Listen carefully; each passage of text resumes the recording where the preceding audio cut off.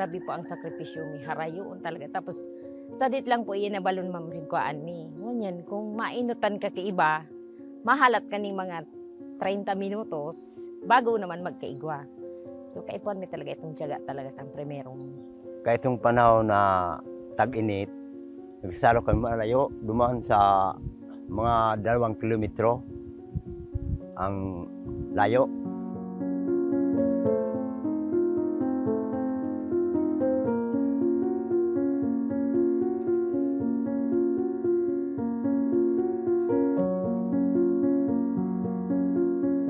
Ngunyan ito, so nag-deliver kay tubig na 10 piso ang salong dinner.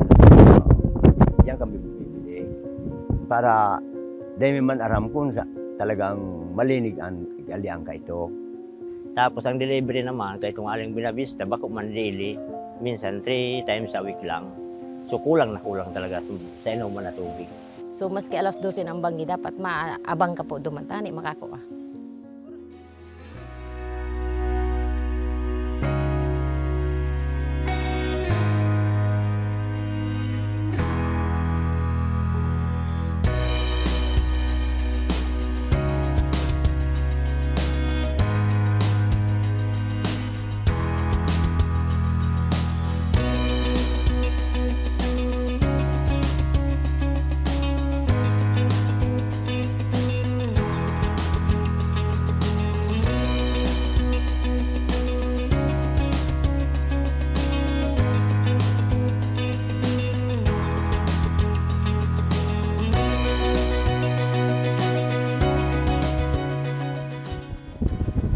Tabang ta arani na sa mga ano kanyo dakulan harong digdi, siyempre dakula bagang suporta iya na arani ang tubig.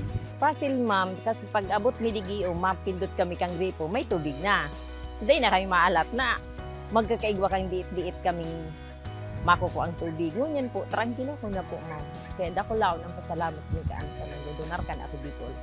Kung kaito pirang po ay mga 97% ang samoyang kadipisilan, ngunyan naging 100% ang kapasilan mo.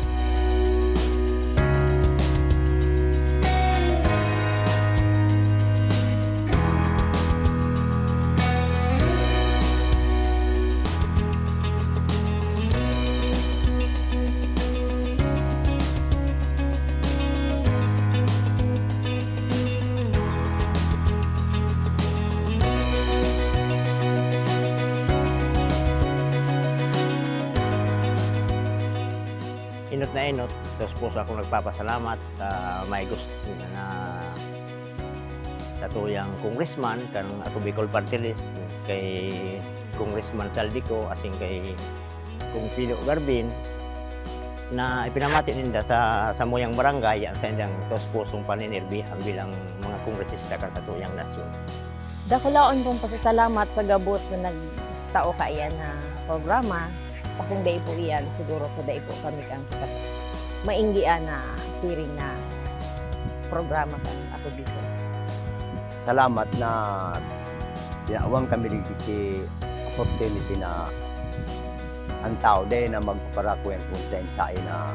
Salamat pong dakulaon ma'am kay Congressman Edesaldico, din kay Alfredo Garbin. Dakula pong salamatin po. Kaya salamat po Bicol Party List na tinawan mo kami kay opportunity na sabang panahon marumduman mo kamo.